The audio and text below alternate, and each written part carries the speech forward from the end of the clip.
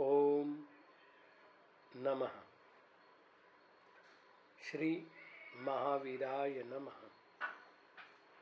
श्री द्वादशांग श्रुत देव्यै नमः। आचार्य श्री आदि सागर महावीर कीर्ति सन्मति सागर गुरुभ्यो नमो नमः। मोक्ष मार्गस्य नेतारं भेत्तारं कर्म बुभृतां ज्ञातारं विश्वतत्त्वानां वन्दे तद्गुणलब्धये।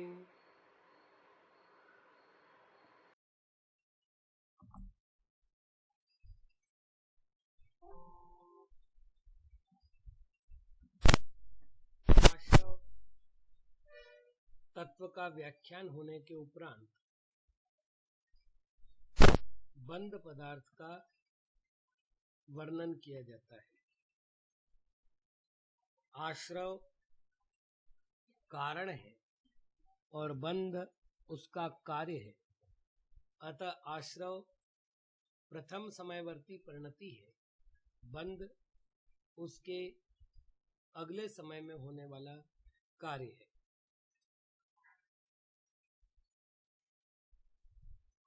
जीवा जीवाश्रम बंध संवर्ण विरा मोक्षास्तत्वम, यह पहले अधिकार में आया हुआ चौथा सूत्र था, जो ग्रंथ का आधारभूत सूत्र बनकर पूरे ग्रंथ के विषय वर्णन को स्पष्ट कर रहा था। उस सूत्र की विवेचना में हमने बंद शब्द का अर्थ देखा था। अतः अभिलक्षण न करके सरल सरल बंद के कारणों की चर्चा कर रहे हैं।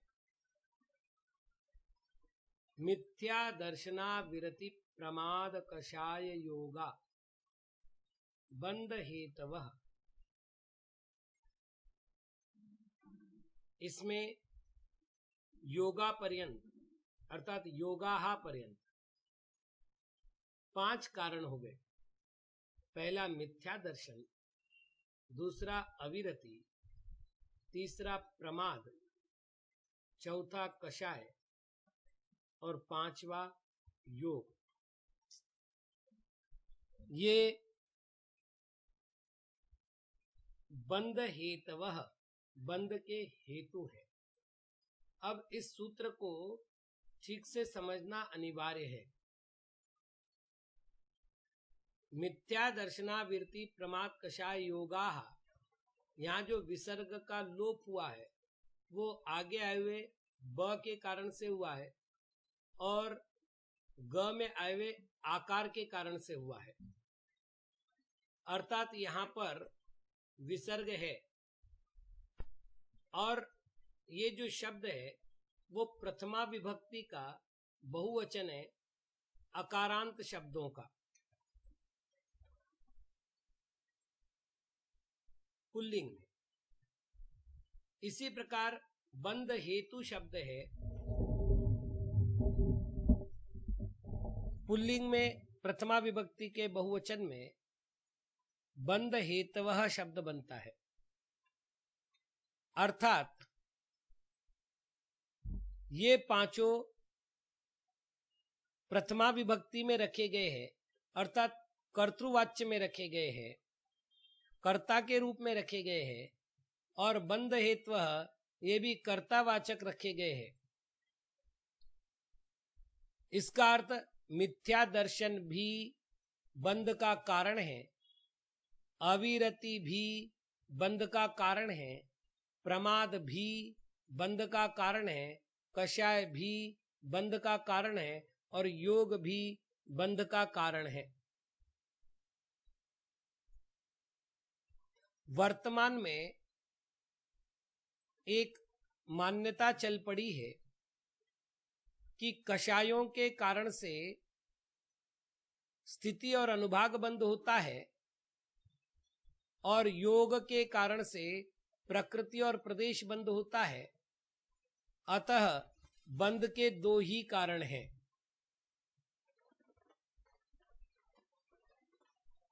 ये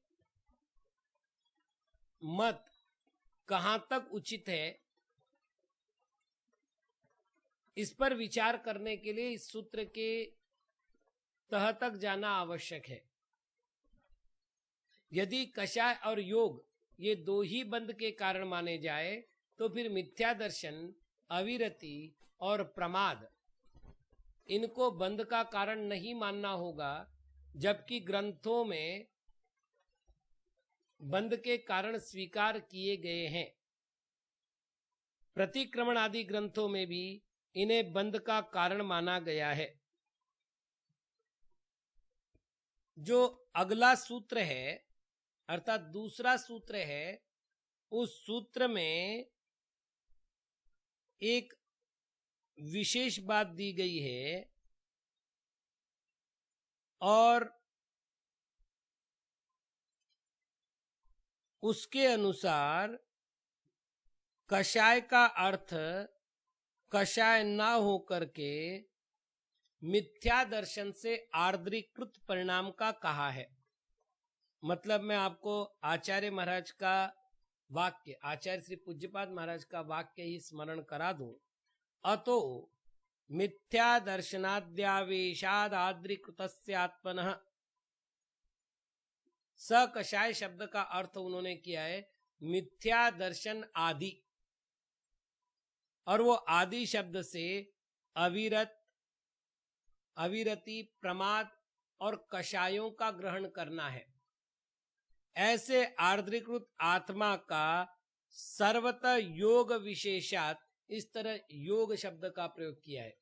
अर्थात पूज्यपाद महाराज भी 5 कारण को मान रहे हैं, और जहां जहां कषाय शब्द को प्रमुख करके बात कही गई है वहां पर मिथ्या दर्शन, अविरति, प्रमाद सहित कषाय को ग्रहण कर रहे हैं।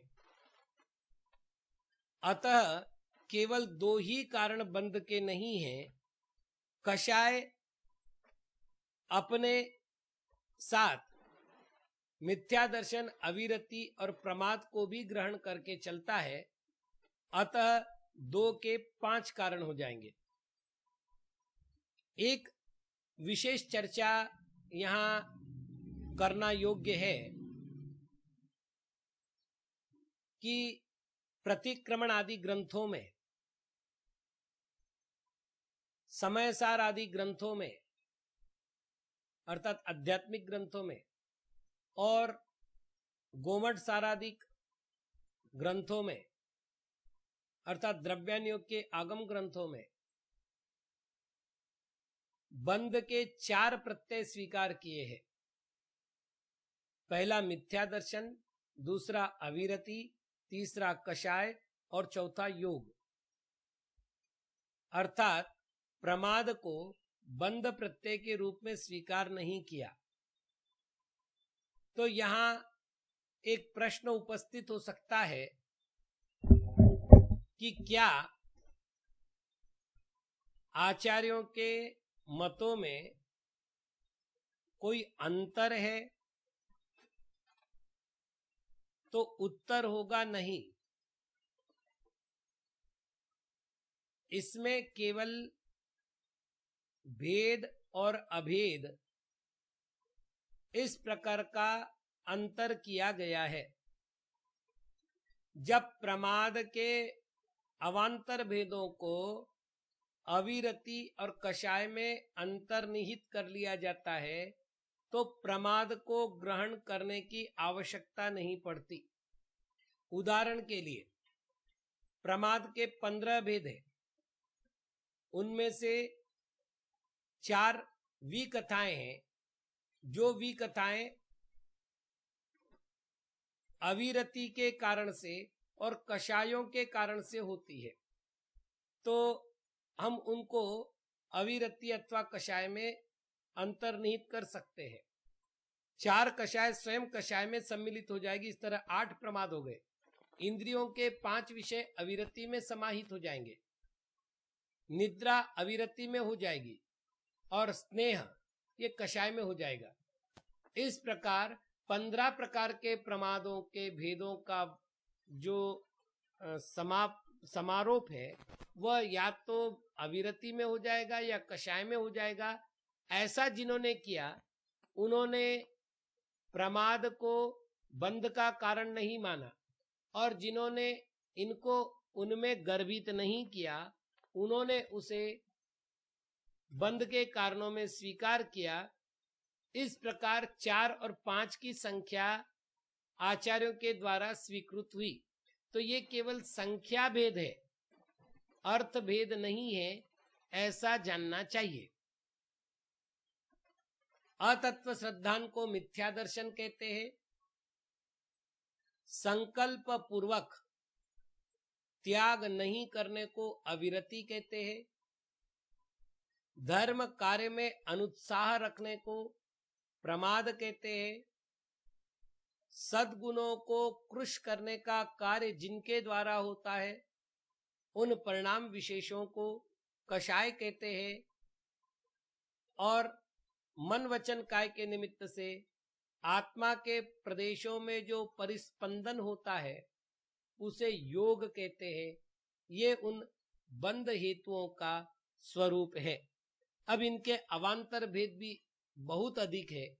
जैसे मिथ्या दर्शन के 363 भेद है, अविरति के 2 भेद भी है, 12 भेद भी है, प्रमाद के 5 भेद भी है, 15 भेद भी है, 80 भेद भी है और 37,500 भेद भी है। कषाय के 4 भेद भी है, 16 भेद भी है, 25 भेद भी है और असंख्यात लोक प्रमाण भेद भी है। योग के 3 भेद भी है और 15 भेद भी है। अतः सबके साथ जो बहुवचनों का प्रयोग अंत में किया गया है उसका उद्देश्य है कि सारे अवान्तर भेदों का संग्रह इसमें किया जा रहा है और ये सभी बंध के कारण हैं। सकषायत्वात् जीवः कर्मणो योग्यान् पुद्गलानादत्ते सबंधः।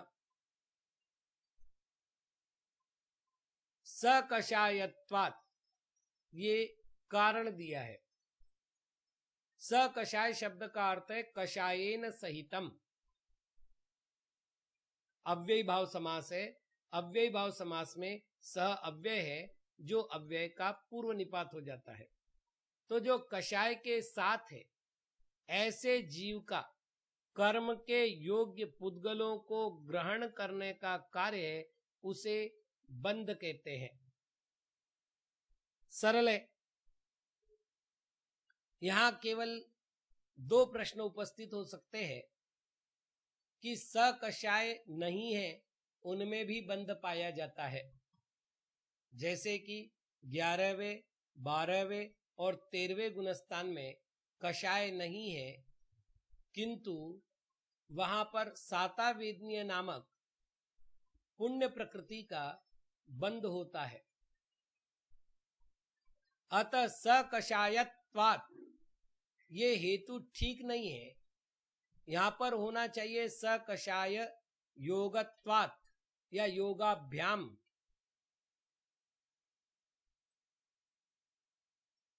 तो इसका समाधान यह है कि कषाय रहित जीवों को जो प्रकृति और प्रदेश बंध होता है, कषाय रहित जीवों को उसमें स्थिति नहीं होती, अतः उसको बंध होते हुए भी अबंध कहा गया है। जब तक स्थिति नहीं होती और अनुभाग अर्थात फलदान नहीं होता तब तक उसको बंध नहीं कहा जाता। इस विवक्षा की अपेक्षा यहां पर सकषायत्वात् ये कहते हुए बंध का लक्षण बनाया गया है। दूसरा प्रश्न आता है कर्मणो योग्यान। तो कर्मणः कर्मों के योग्यान योग्य पुद्गलान पुद्गलों को ऐसा लिखने की बजाय समास कर देते। कर्मणः षष्ठी विभक्ति का एक वचन है, कर्म के, और योग्यान द्वितीय विभक्ति का बहुवचन है। योग्य उसके अपेक्षा षष्ठी तत्पुरुष समास कर देते और कर्म योग्यान कह देते। ऐसा ना करके कर्मणो योग्यान ऐसा क्यों किया? इसका उत्तर आचार्य श्री पूज्यपाद जी महाराज ने दिया है कि कर्मणो जीव स कषायो भवति। पहले तो ये वाक्य का हमें बंद निर्णय करना है, अर्थात इस वाक्य का ज्ञान कराना है, इसलिए हमें कर्मणः यह हेतु देना पड़ा है, अर्थात कर्म के कारण जीव स कषाय होता है और कर्म रहित जीव के कषाय का लेप नहीं होता, यह बात इसको बतानी है। अब एक महत्व का प्रश्न है कि महाराज कर्म मूर्तिक और आत्मा अमूर्त, मूर्त कर्म का अमूर्त आत्मा के साथ बंध मानना तो उचित नहीं है। तो आचार्य कहते ऐसा नहीं है। सकषाई आत्मा, सकर्मा आत्मा मूर्त है, जैसा कि आचार्य नेमिचंद्र महाराज ने लिखा है, मुक्ति बंधादो, बंध के कारण से आत्मा मूर्त है और उस मूर्त कर्म का बंध वो मूर्त आत्मा को हो जाता है, ऐसा ध्यान रखना चाहिए। प्रकृति स्थिति अनुभव प्रदेशास्तद विधयः, बंध के विधयः भेद है। तत् शब्द से यहां दूसरे सूत्र में आए हुए बंध शब्द को लाना है, किंतु एक और विशेषता ध्यान रखनी है। दूसरे सूत्र में बंध प्रथमांत पद है, अर्थात प्रथमा विभक्ति का एक वचन है, और यहां पर जो तत् शब्द है वो समासांत होने के कारण से षष्ठी विभक्ति का एक वचन रूप पद है। अतः बंध जब यहां आएगा तो अपना रूप परिवर्तन करके अर्थवशात षष्ठी विभक्ति के रूप में आएगा। अतः यहां पर हो गया बंधस्य विधयः, बंध के भेद हैं। बाकी सरल है, प्रकृति स्थिति अनुभव प्रदेशाः, प्रकृति स्थिति अनुभव कहिए या अनुभाग कहिए, दोनों एकार्थक है। और प्रदेश, प्रकृति का अर्थ होता है स्वभाव। ज्ञानावरण कर्म का स्वभाव है ज्ञान पर आवरण डालना, दर्शनावरण कर्म का स्वभाव है दर्शन पर आवरण डालना, वेदनीय कर्म का स्वभाव है वेदन कराना, सुख का अथवा दुख का, मोहनीय कर्म का स्वभाव है मोहित करना, भले ही वो दर्शन गुण को मोहित करे अथवा चारित्र गुण को। आयु का कार्य है या स्वभाव है बांध कर रखना, नाम का स्वभाव है चित्र विचित्र आकृतियों को बनाना, गोत्र का स्वभाव है उच्च निश्चितपना उत्पन्न करना, और अंतराय का स्वभाव है मध्य में आकर के विघ्न उत्पन्न करना। तो कर्म के आने पर उनमें जो स्वभाव निर्माण होता है, उस स्वभाव के निर्माण को प्रकृति बंध कहा है। अब जो आया है वो रुकेगा भी, तो उसकी काल मर्यादा जहां बंधती है उस स्थिति बंध कहते हैं। जो आया है वो कुछ न कुछ फल तो देगा, तो फलदान की शक्ति को अनुभव बंध अथवा अनुभाग बंध कहा गया है। अब जो आए हैं उनकी संख्या वो बताने का काम प्रदेश बंध करता है। इनका विवेचन स्वतः आचार्य महाराज आगे करेंगे, तो वहां अपने आप विषय समझ में आ जाएगा। यहाँ केवल इतना ध्यान रखना है कि ये 4 प्रकार के बंध होते हैं। इसका जैसा कि अपन पहले सूत्र के अर्थ में देख चुके हैं, जोगा पैडी पदेसा ठिधि अनुभागा कसाय दो होंती। योग के कारण से प्रकृति और प्रदेश बंद होता है, और कषायों के कारण से स्थिति और अनुभाग बंद होता है। आद्यो ज्ञान दर्शना वर्ण वेदनीय मोहनियायुर्नाम गोत्रांतरायाः। अब पिछले सूत्र को ध्यान में रखिए। पिछले सूत्र में क्रम दिया गया था पहला प्रकृति बंध, दूसरा स्थिति बंध, तीसरा अनुभाग बंध, चौथा प्रदेश बंध। अतः यहां जो आद्यो शब्द आया है उसका अर्थ करना है प्रकृति बंध। तो प्रकृति बंध के 8 भेद है। प्रकृति बंध वस्तुतः 3 भेदों वाला है। मूल प्रकृति बंध, उत्तर प्रकृति बंध और उत्तरोत्तर प्रकृति बंध। ज्ञानावरण, दर्शनावरण आदि बंधना ये मूल प्रकृति बंध है।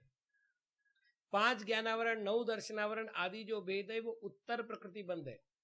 और एक एक के जो असंख्यात लोक प्रमाण भेद है वो उत्तरोत्तर प्रकृति बंध है। उनमें से मूल प्रकृति बंध की यहाँ चर्चा चल रही है, उसके 8 भेद है। अब ये जो आवरण शब्द आया है ये 2 स्थान पर लगाना है। ज्ञानावरण, दर्शनावरण, तीसरा वेदनीय, चौथा मोहनीय, 5वां आयु, 6ठा नाम, 7वां गोत्र, 8वां अंतराय। प्रकृति शब्द का अर्थ करते समय हमने इसका अर्थ बता ही दिया है। पंच नवद्वयष्टाविंशति चतुर्द्वि चत्वारिंशद्वि पंचभेदा यथाक्रमम्। अब हमें क्या करना है? आद्यो शब्द पिछले सूत्र से हटाना है और ज्ञान से लेकर अंतराय तक 8 शब्द हमारे पास हो गए। इन 8 शब्दों को आप लिख लीजिए। उसके नीचे आपको 8 संख्याएं क्रम से लिखनी है और उनके साथ भेदा शब्द जोड़ना है। भेदाह, तो पंचभेदाह, नवभेदाह, द्विभेदाह, अष्टाविंशति भेदाह, चतुर्भेदाह, द्विभेदाह। वैसे द्वि के साथ भेदा ना आकर के भेदो आएगा द्विवचन में, और कोई दिक्कत भी नहीं आएगी। अर्थवशात विभक्ति परिणाम हमारी सुरक्षा के लिए बैठा हुआ ही है। अब द्विचत्वारिंशत् भेदा, 42 भेद, द्विभेदा 2 भेद अर्थात, और पंचभेदा 5 भेद, तो ये 8 हो गए। अर्थात ज्ञानावरण के 5, अब यथाक्रम से दोनों को जोड़ लेने पर अर्थ क्या बन जाएगा? ज्ञानावरण के 5 भेद है, दर्शनावरण के 9 है, वेदनीय के 2 है, मोहनीय के 28 है, आयु के 4 है, नाम के 42 है, गोत्र के 2 है और अंतराय के 5 भेद है। यहां पर बाकी तो सर्वत्र एक जैसी व्याख्या मिलती है। केवल एक प्रश्न आता है कि नाम कर्म के भेद कितने स्वीकार किया जाए। किसी आचार्य ने 103 भेद माने हैं, क्योंकि शरीर के 15 भेद माने हैं। किन्हीं आचार्यों ने शरीर के 5 भेद माने हैं, अतः नाम कर्म के 93 भेद माने हैं। और यहां पर 42 भेद माने हैं। 42 और 93 में 51 का अंतर है। ये छोटा मोटा अंतर नहीं है। तो हम क्या माने? 42, 93 या 103? यदि 42 मानते हैं तो 93 प्रकृति बनाकर कर्म कांड में जो बंध, उदय, सत्व आदि की विवेचना की गई वो सारा अयोग्य हो जाएगा। यदि 148 कर्म मानने के लिए 93 कर्म मानते हैं तो ये द्विचत्वारिंशत् शब्द गलत हो जाएगा। इस तरह सूत्र से सूत्र का विरोध प्राप्त होगा। तो ऐसा ना हो इसलिए सहज रूप से जानने योग्य है। गति शब्द एक भेद वाला है किंतु गति के 4 भेद है। तो यदि पिंड रूप में लिया जाएगा तो गति का एक भेद ही ग्रहण किया जाएगा, गति। और यदि अपिंड रूप से अर्थात अलग अलग पृथक पृथक करके ग्रहण किया जाएगा तो गति के 4 भेद स्वीकार करने पड़ेंगे। तो अब 4 भेद बोले तो 3 भेद बढ़ गए, 42 और 3 45 हो गए। अभी तो एक ही शब्द हुआ गति, गति के बाद ऐसे ही शरीर के 5 भेद भी है, और शरीर समुच्चय रूप से ले तो शरीर है। यदि 1 लेते तो शरीर शब्द आएगा, 5 लेते तो औदारिक, वैक्रियक, आहारक, तेजस, कार्बन आएगा, तो 4 बढ़ गए। अब 42 के वहां कितने बड़े थे? तो 3 बड़े थे। 45 हुए थे, अब और कितने बड़े? 4 बड़े। इस तरह पिंड प्रकृति का विभाजन कर दिया जाए तो 93 भेद हो जाएंगे, और पिंड रूप में रखा जाए तो 42 भेद होंगे। तो यहाँ आचार्यों के मत में अंतर नहीं है, शब्दों में अंतर आया है। एक आचार्य महाराज भेद करके कथन कर रहे हैं, अर्थात अपिंड रूप रख रहे हैं, और यहां पर उमा स्वामी महाराज पिंड और अपिंड 2 प्रकार से स्थापित करके उनकी व्यवस्था कर रहे हैं। तो यही अंतर जानना है, बाकी इनमें कोई अंतर नहीं है। मति श्रुतावधि मन पर्यय केवलानाम। अब आप देख लीजिएगा, चौथे सूत्र में हमने चर्चा की थी कि कर्म के 8 भेद हैं। वहां कर्म ना कह के हमने प्रकृति बंध के 8 भेद किए थे, और 5वें सूत्र में हमने कहा कि ज्ञानावरण के 5 भेद है, दर्शनावरण के 9 भेद है। इस प्रकार से सारा वर्णन किया। तो अब ये भी तो बताना होगा कि किसके कितने भेद है, तो वो तो बता चुके। कौन से भेद है अब वो यहां बता रहे। तो अब क्रम से 8 सूत्रों के द्वारा 8 कर्मों के भेदों की चर्चा होगी। तो पहले वहां जो चौथा सूत्र था, वहां पहले कर्म का नाम क्या है? ज्ञानावरण। अब ये जो यथाक्रमम सूत्र है, ये यहां पर हमारे विवेचन में भी लगाना है। इससे क्या होगा कि अब पहले सूत्र में, अर्थात सूत्र क्रमांक 4 में जो बताया गया है, उनके कारण से हम यहां पर वो भेद करते चलेंगे। मति श्रुतावधि मन पर्यय केवलानाम, अर्थात मति, श्रुत, अवधि, मन पर्यय और केवलों का। अब क्या अर्थ करना है? यहां तो कोई अर्थ ही नहीं निकल रहा है, तो फिर हमें आवरण शब्द लाना पड़ेगा। मति ज्ञान, यहां मति श्रुत अवधि मन पर्यय केवल क्या है? तो ज्ञान है। ऐसा कहां लिखा था? पहले अध्याय में, मति श्रुतावधि मन पर्यय केवलान ज्ञानम, ये जो आया था, तो ये ज्ञान है, ये पहले बताया गया था। तो अब क्या करना है?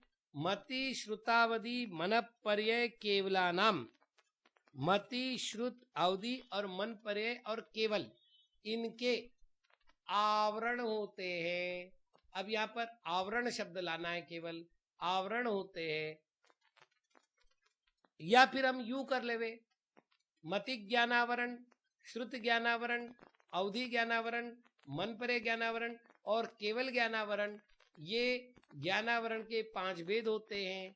ऐसा कर सकते हैं, लेकिन वो शब्दशः अर्थ नहीं है। केवलानाम षष्ठी विभक्ति का बहुवचन है। केवलों का क्या होता है?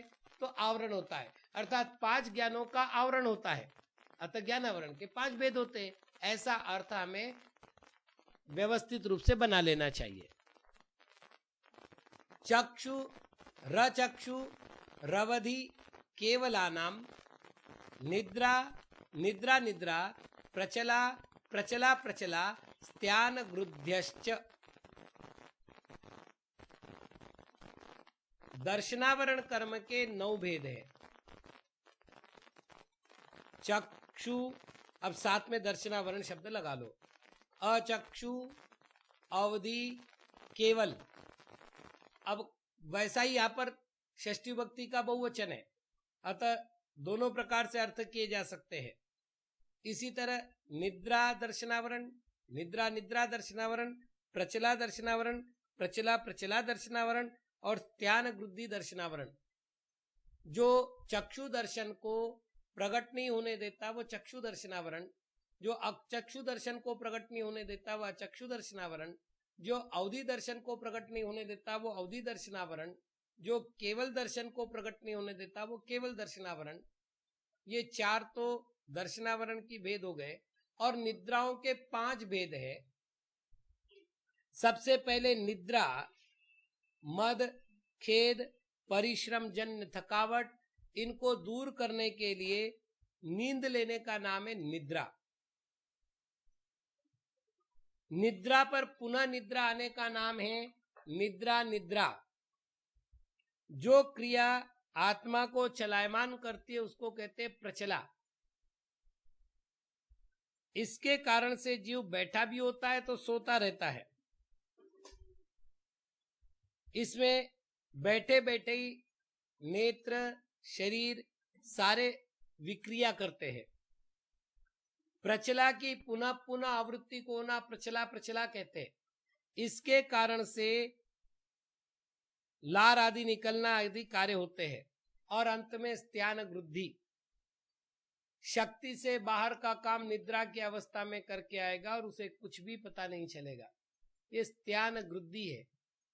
कुल मिलाकर के ये दर्शनावरण कर्म के 9 भेद है। सद सद्वेद्य,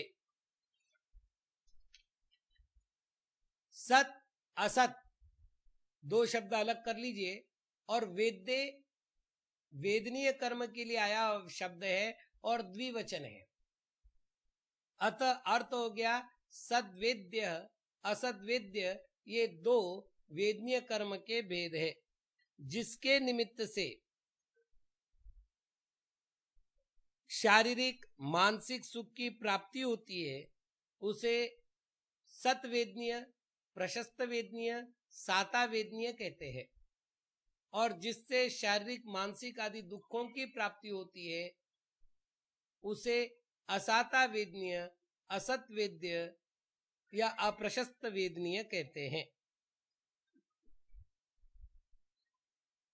दर्शन, चारित्र, मोहनिया, कषाय, कषाय वेदन्याख्या स्त्री द्विनवषोडश भेदाः सम्यक्त्व, मिथ्यात्व, तदुभयान्य कषाय कषायौ हास्य रत्य रति शोक भय जुगुप्सा स्त्री पुण्य पुंसक वेदा अनंतानुबंध्य प्रत्याख्यान प्रत्याख्यान संज्वलन विकल्पाश्चैकशः क्रोध मान माया लोभा।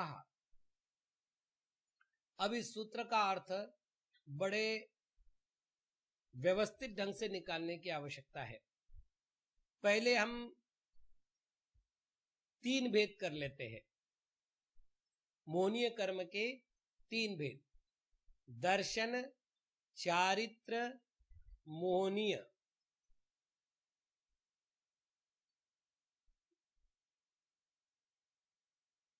अब दर्शन मोहनीय और चारित्र मोहनीय, और इस चारित्र मोहनीय के 2 भेद करना है, अकषाय चारित्र मोहनीय और कषाय चारित्र मोहनीय। अब यहां मोहनीय की जगह वेदनीय शब्द दिया हुआ है।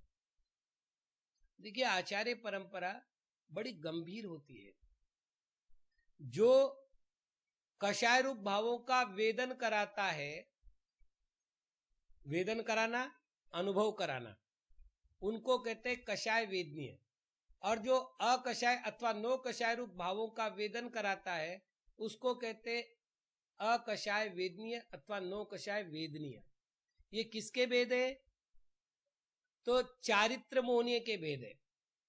तो अब हम क्या करें? अब अर्थ देख लीजिएगा।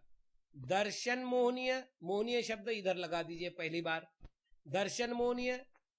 फिर चारित्र मोहनीय के 2 भेद कर दिए, अकषाय वेदनीय और कषाय वेदनीय।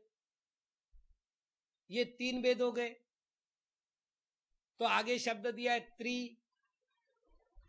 अब हमारे सामने क्या व्यवस्था देखो, दर्शन मोहनीय 1, कषाय चारित्र मोहनीय 2, अकषाय चारित्र मोहनीय 3।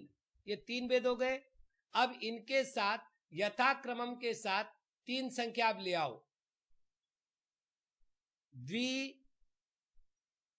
त्रि द्वि नव षोडश भेदा। एक काम करें अपन, थोड़ी सी भूल हो गई है, अपन इसको 4 भागों में बांटे। पहले दर्शन मोहनीय, फिर चारित्र मोहनीय, फिर कषाय वेदनीय, अकषाय वेदनीय, फिर कषाय वेदनीय। 4 हो गए। अब इसके नीचे संख्या रखे, 3, 2, 9, षोडश, और यथाक्रम से जोड़ लेवे। दर्शन मोहनीय के 3 भेद, चारित्र मोहनीय के 2 भेद, अकषाय वेदनीय के 9 भेद और कषाय वेदनीय के 16 भेद। अब चूंकि एक ही सूत्र में सब नाम बताने 28 के 28, तो हम वो भी कर लेते। तो पहले आएंगे दर्शन मोहनीय के 3 भेद, तो सम्यक्त्व, मिथ्यात्व, तदुभयानि। यहां पर आकर के विभक्ति बना लेनी है, प्रथमा विभक्ति का बहुवचन। पहला भेद सम्यक प्रकृति, दूसरा भेद मिथ्यात्व और तीसरा भेद सम्यक मिथ्यात्व, उभय। सम्यक प्रकृति का अर्थ है सम्यक्त्व तो है किंतु उसमें चलमल अगाढ़ दोष उत्पन्न हो रहा है। मिथ्यात्व का अर्थ अतत्व श्रद्धान, और उभय का अर्थ मिश्रित परिणाम। लेकिन ये मिश्रित परिणाम कैसे होंगे, इसके लिए आचार्य ने उदाहरण दिया है श्रीखंड का। श्रीखंड में दही भी है जो खट्टा है, शक्कर भी है जो मीठी है, लेकिन श्रीखंड खट्टा भी नहीं है, मीठा भी नहीं है, खट मिठा है। अर्थात ये तीसरा स्वाद हुआ, जात्यंतर स्वाद कहा इसको, अर्थात अन्य प्रकार का स्वाद। उसको दही का स्वाद भी नहीं कह सकते, उसको शक्कर का स्वाद भी नहीं कह सकते, तीसरी ही जाति का स्वाद निर्माण हुआ है, उसको कहा है सम्यक मिथ्यात्व, जिसमें सम्यक्त्व के परिणाम भी मिश्रित है और मिथ्यात्व के परिणाम भी मिश्रित है। तो यहां तक हो गया। अब हमको द्विभेद करने हैं, कषाय कषायौ, अकषाय कषायौ। अकषाय अर्थात नो कषाय, तो जो स्वयं कषाय रूप नहीं है किंतु कषाय उत्पत्ति का साधन है, उसको किंचित कषाय अथवा नो कषाय कहते हैं। और कषाय ये किसके भेद हुए, चारित्र मोहनीय के। फिर अकषाय के कितने भेद बताए थे, 9। तो कैसे करना है, हास्य, रति, अरति, शोक, भय, जुगुप्सा, स्त्री, पुनपुंसक, वेदाहा, यहां तक ला करके रोकना है। तो पहला हास्य, दूसरा रति, तीसरा अरति, चौथा शोक, पांचवा भय, छठा जुगुप्सा, सातवां। अब 7, 8, 9 में क्या व्यवस्था बनानी है, तो जो वेद शब्द है वह बहुवचनांत है, तो उनको विभक्ति परिणाम करना है। बहुवचन के स्थान पर विभक्ति तो वही रहेगी, वचन परिणमन होना है और एक वचन में आ जाना है। तो आएगा स्त्री वेदः, पुब वेदः, नपुंसक वेदः। तो ये 9 हो गए, हास्यादि 6 हो गए थे और 3 वेद हो गए। अब हमें क्या करना है, 16 भेद लाने हैं। तो अनंतानुबंधी, अप्रत्याख्यान, प्रत्याख्यान, संजन विकल्पाः, अनंतानुबंधी, अप्रत्याख्यान, प्रत्याख्यान और संज्वलन जिनके भेद है, और एकशः एक एक के भी क्रोध मान माया लोभाः विकल्पाः, क्रोध मान माया लोभ ये भेद है। अर्थात मूल कषाय के भेद 4 और एक एक के 4 4, कुल मिलाकर 16। अब क्या हुआ आप देख लीजिएगा, हमने कई सारे हिस्से कर दिए तो उनको जोड़ना भी तो पड़ेगा ना। तो जोड़ने के लिए समुच्चयार्थक च शब्द का प्रयोग किया है। अब अपन वापिस एक बार देख लेते हैं। पहले इन्होंने मोहनीय कर्म को 4 विभागों में विभाजित किया, दर्शन मोहनीय, चारित्र मोहनीय, कषाय, अकषाय चारित्र मोहनीय, कषाय चारित्र मोहनीय। लेकिन वहां मोहनीय शब्द न देकर कौन सा शब्द दिया, वेदनीय। अब इतना करने के बाद हमने उसको उनके भेदों के द्वारा समझने का प्रयत्न किया। तो भेद किए 3, 2, 9 और 16, और फिर क्या किया, सबके गणना कर दी। तो 3 और 2 5, 9 14, ये द्वि हटाना है। 2 दर्शन मोहनी की 3, 2 हटाना है केवल, और चारित्र मोहनी की 9 और 16, ये जब मिलाते हैं तो 28 भेद होते हैं। और समग्र 28 भेदों को जिसने जोड़ा है वो शब्द है च। नारक तैर्यज्ञो न मानुष दैवानी। नारक एक, तैर्यग्योन अर्थात तिर्यंच आयु, तीसरा मानुष और चौथा दैव। इनके साथ आयु शब्द जोड़ना है, ये आना है पूर्ववर्ती सूत्र से, तो आएगा नरक आयु, तिर्यंच आयु, देव आयु और मनुष्य आयु और देवायु। ये 4 प्रकार के आयु। आयु क्या काम करता है? केवल बांध कर रखता है। तो जो नरक गति में बांध के रखे, नरक पर्याय में बांध के रखे, वो नरक आयु। ये 4 परिभाषाएं बना लीजिए। अब नाम कर्म की 93 प्रकृतियां बतानी है, लेकिन 93 को 42 ही नामों में बताना है। तो इस सूत्र में 42 नाम दिए गए हैं, किंतु भेद है 93। कैसे हो गए?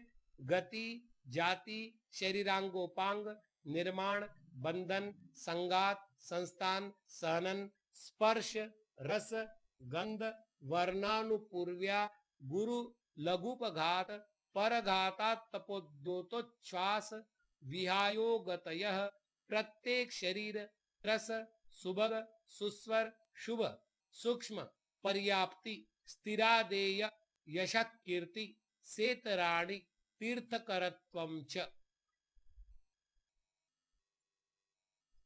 अब यहां पर एक छोटा सा प्रश्न आ जाएगा। सब नाम नाम ही दिए, अगर अर्थ करने की कोई खास आवश्यकता नहीं पड़ेगी। गति को अलग कर लो, जाति को अलग कर लो, तो सारे 42 नाम निकल के आएंगे। यहां पर केवल एक प्रश्न आएगा, ये सेत्राणी शब्द कहां से लेना है?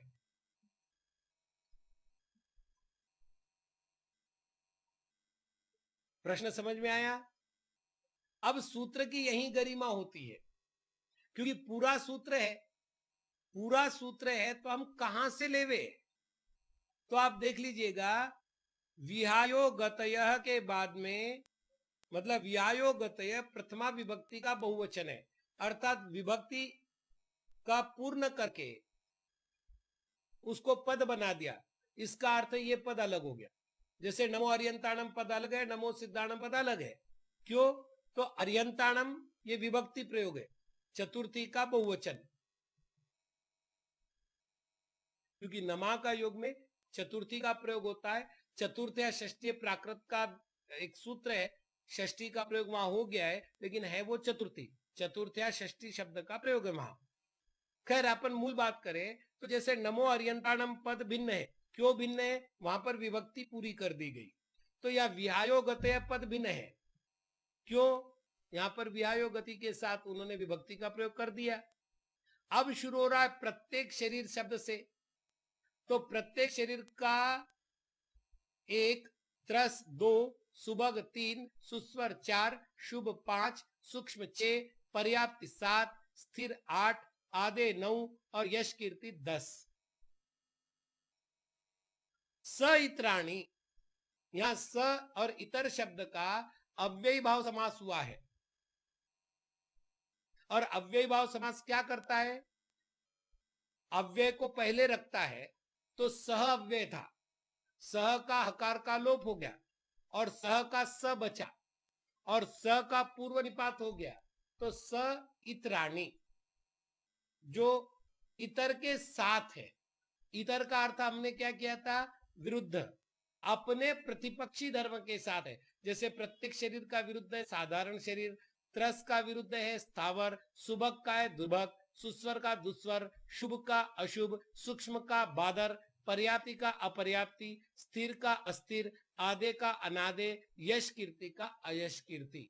मतलब हमने 10 नाम बताए, आपको 20 समझने हैं। क्यों समझने हैं?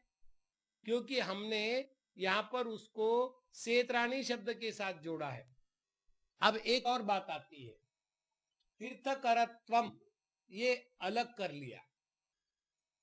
अब अपन होते तो एक काम और कर लेते, जैसे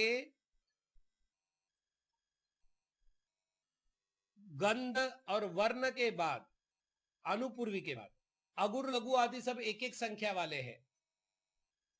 अगुर लघु का एक ही भेद है, उद्गात का एक भेद है, परगात का एक भेद है, आतप का एक भेद है, उद्योत का एक भेद है, उच्छ्वास का एक भेद है, विहायो गति के अलग भेद है।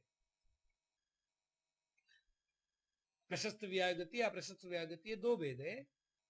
तो अपन एक काम करते हैं, अपने हिसाब से इस सूत्र को बना लेते हैं और तीर्थकरत्वम शब्द को अनुपूर्वी के बाद डाल देते हैं। इससे क्या होगा, अलग एक विभक्ति नहीं करनी पड़ेगी ना, और अलग विभक्ति नहीं करना भी तो सूत्र को छोटा करना है। तो आचार्य कहते नहीं, देखिए हमने पीछे भी नाम कर्म के दो भेद किए थे छठे अध्याय में, शुभ नाम कर्म, अशुभ नाम कर्म। और जब शुभ नाम कर्म के कारण बताए, अशुभ नाम कर्म के कारण बताए, तो तीर्थंकर प्रकृति भी शुभ नाम कर्म की प्रकृति है ना, फिर उसके 16 नाम अलग से क्यों बताए? तो हमने कहा वो प्रकृति विशिष्ट पुण्य प्रकृति है, उसकी बंध की व्यवस्था अलग है, उसके फल के उदय की व्यवस्था अलग है, अर्थात कार्य करने की व्यवस्था अलग है, इसलिए वो अलग है।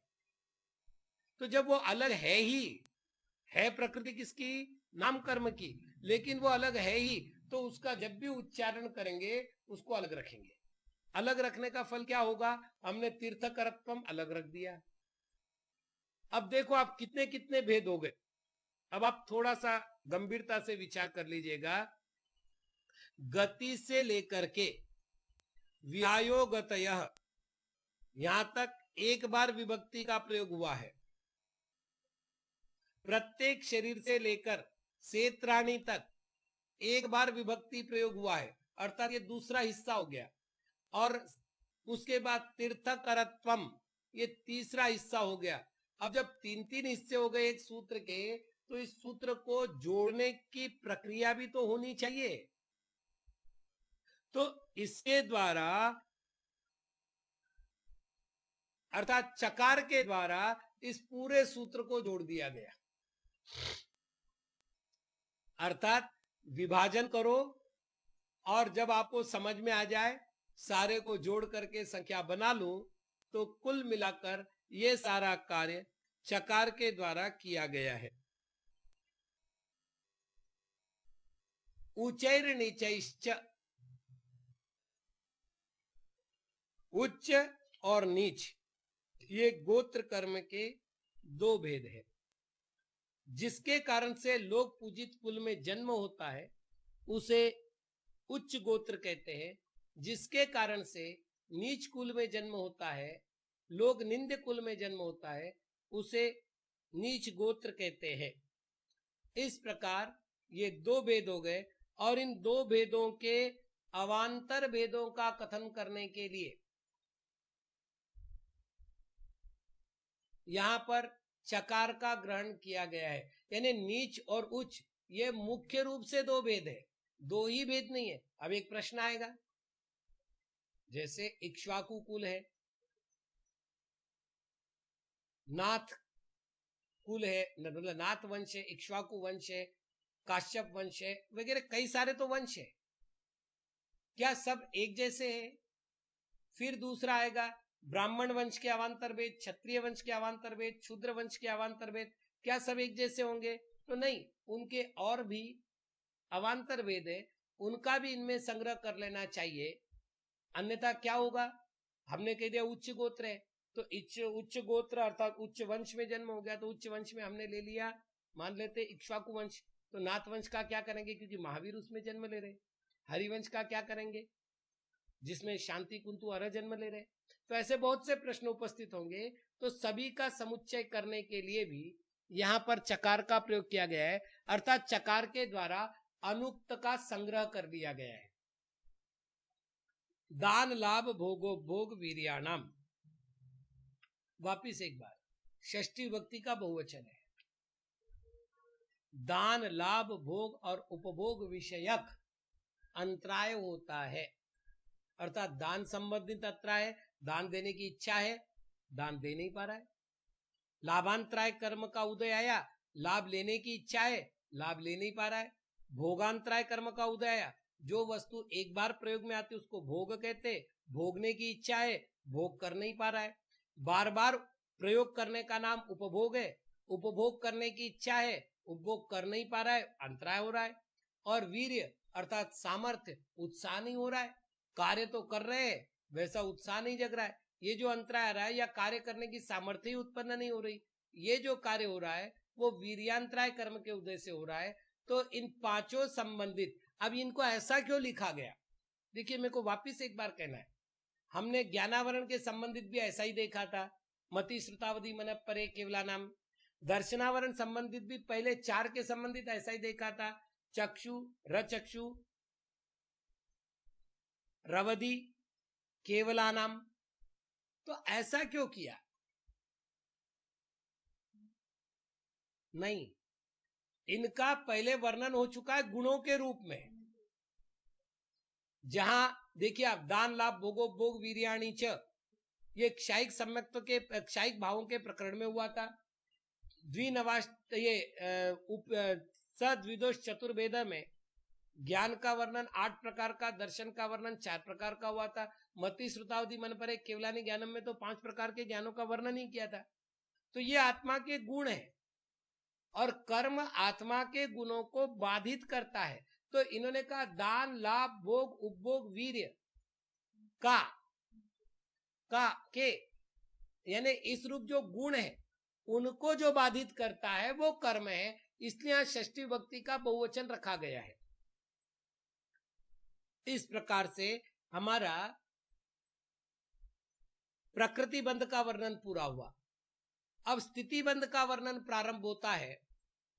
आदित त्रिसृणाम मंत्रायस्य च त्रिंशत् साग्रोपम कोटि कोट्य परास्थिति। स्थिति बंध में स्थिति शब्द स्थिति बंध का वाचक हो गया। परा का अर्थ उत्कृष्ट है, ऐसा हमने चौथे अध्याय में देखा था। अब साग्रोपम शब्द का अर्थ भी हम तीसरे अध्याय में देख चुके हैं, नरक आयु का वर्णन करते समय। त्रिंशत शब्द जो है वो संख्यावाची है और कोटि कोट्य एक पारिभाषिक शब्द है। करोड़ गुणिले करोड़ बरोबर कोटा कोटि। तो बाकी तो सारी बातें हो गई, अर्थात एक साग्रोपम करोड़ गुणिले एक साग्रोपम करोड़, इसे कहेंगे एक साग्रोपम कोड़ा कोड़ी। इसी प्रकार 30 साग्रोपम गुणिले 30 साग्रोपम, ये करोड़ जाना, कोटि में जाना है तो जाएगा 30 कोड़ा कोड़ी। अब आपने को बात करनी है सूत्र नंबर 4 से। उसमें क्या किया था? क्रम दिया था कर्मों का। यहां पर क्या व्यवस्था है? आदितः, आदितः का अर्थ मध्यतः नहीं, अंततः नहीं, या याथा तथ्य नहीं, जैसे आपकी मर्जी आए। यहां क्या करना है? पहले लेना है। कितने लेना है पहलों में? तिसृणाम, 3। तो पहले 3 कौन से हो गए? चौथे सूत्र में लिखा था ज्ञानावरण, दर्शनावरण और वेदनीय, ये पहले 3 कर्म है।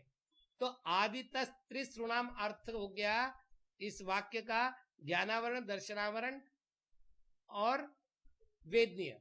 फिर च लगाओ और अंतरायस्य, अंतराय की, चूंकि स्थिति स्त्रीलिंगी है ना इसलिए की लगेगा। यहां आगे 30 कोड़ा कोड़ी सागर की उत्कृष्ट आयु है, यानी उत्कृष्ट स्थिति है। सप्ततिर मोहनीयस्य, अब क्या होगा? मोहनीयस्य को पहले ले आओ और पिछले सूत्र से सप्तति शब्द को मतलब सप्तति शब्द को रख करके पिछले सूत्र से साग्रोपम कोटि कोट्य परास्थिति, इतना सूत्र का अध्याहार करना है। तो फिर अर्थ बनेगा मोहनीय कर्म की उत्कृष्ट स्थिति 70 कोड़ा कोड़ी सागर है। विंशतिर नाम गोत्रयोः, अब हमें वैसे ही प्रक्रिया अपनानी है। क्या करना है? नाम गोत्रयोः, 2 कर्म है ना, नाम और गोत्र, तो द्विवचन हो गया, षष्ठी विभक्ति का द्विवचन।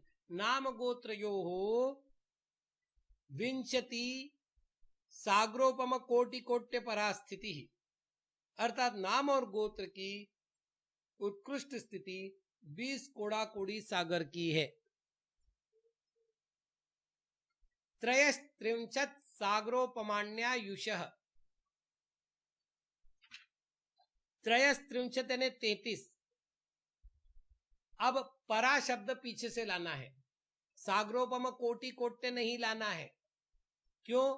इन्होंने यहां पर आयुष शब्द डाल करके इतनी ही आयु है अर्थात त्रयस्त्रिंशत् साग्रोपमाणी दिया है। अभी तक साग्रोपम शब्द का कहीं भी उल्लेख नहीं किया था।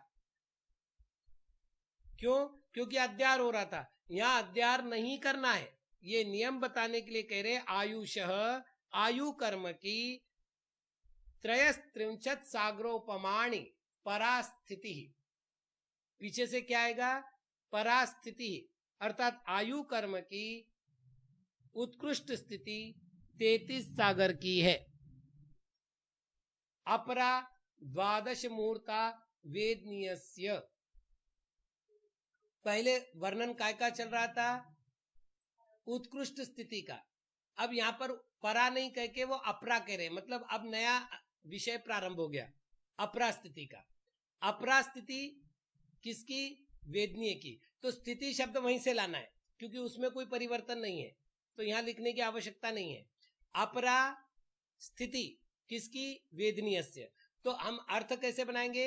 वेदनीयस्य अपरा स्थिति द्वादश मुहूर्ता। वेदनीय कर्म की जगन्य स्थिति 12 मुहूर्त की है। 48 मिनट बराबर 1 मुहूर्त, तो 12 मुहूर्त की। नाम गोत्रयो रष्टौ, नाम और गोत्र की 8। अब वापिस क्या करना है? अपरा पिछले सूत्र से लाना है, स्थिति बहुत पिछले सूत्र से लाना है। और कैसे करेंगे? नाम गोत्रयो हो अष्टौ और मुहूर्ता पिछले सूत्र से लाना है। 8 मुहूर्त की अपरा स्थिति जगन्य स्थिति है। शेषाणा मंतर मुहूर्ता, 3 कर्म हो गए। एक तो वेदनीय हुआ, नाम हो गया, गोत्र हो गया। शेष में कितने बचे? अब 5। तो शेषाणाम शेष कर्मों की अंतर मुहूर्ता अपरा स्थिति, अंतर मुहूर्त की जगन्य स्थिति है। तो आवली से ऊपर एक समय और मुहूर्त से कम एक समय, इसके बीच का जितना कालखंड है उन सबको अंतर मुहूर्त कहते हैं। इस प्रकार से स्थिति बंध भी पूरा हुआ। अब हम बात करते अनुभाग बंध की। विपाकोनुभव, विपाक अर्थात विशिष्ट पाक अथवा विचित्रोपाक। विचित्र यानी अनेक प्रकार का, और विशेष पाक अर्थात विशिष्ट रूप से फलदान देने की जो शक्ति है उसको विपाक कहते हैं। तो कर्म में जो फलदान देने की शक्ति है उसको विपाक कहते हैं, और उस विपाक को ही अनुभव कहते हैं। हमने पहले भी कहा अनुभव कहो अनुभाग कहो एकार्थक है। अब प्रश्न है, हमें ये तो बताओ, आपने 8 कर्म बताए, 8 कर्म का जो फल प्रदान होता है वो कैसे मिलता है? अर्थात ज्ञानावरण कर्म फल क्या देगा, दर्शनावरण फल क्या देगा? तो उत्तर है स यथा नाम, जैसा उसका नाम है। ज्ञानावरण का नाम क्या है? ज्ञानावरण, ज्ञान पर आवरण डालना, तो उसका फल क्या होगा? ज्ञान पर आवरण डालने का काम। ऐसे ही 8 कर्मों के बारे में समझना, केवल 8 कर्मों के नहीं, जो बाद में आया था पंच नव द्वैष्टाविंशति चतुर्द्वि चत्वारिंशद्वि पंच भेदा यथा क्रमम, उसमें भी ऐसा लगाना है।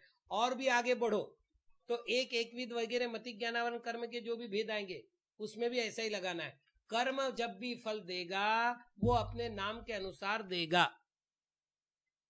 अब अगला प्रश्न है कि कर्म ने फल दे दिया तो क्या वो आत्मा के साथ ही रहेगा या निकल के और उसकी कुछ परिणति हो जाएगी?